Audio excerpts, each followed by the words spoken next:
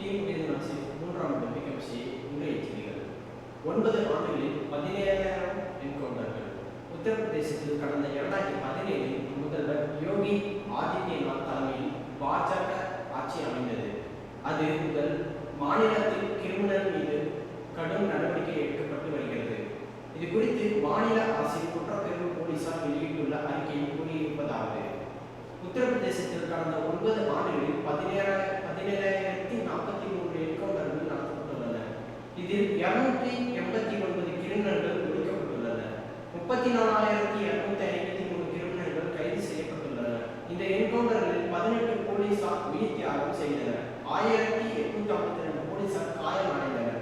கடந்த 9 ஆண்டுகளில் மீரட் மண்டலத்தில் அதிகபட்சமாக 4,813 என்கவுண்டர்கள் நடந்துள்ளன. இதில் 97 கிரிமினல்கள் அழிக்கப்பட்டனர்.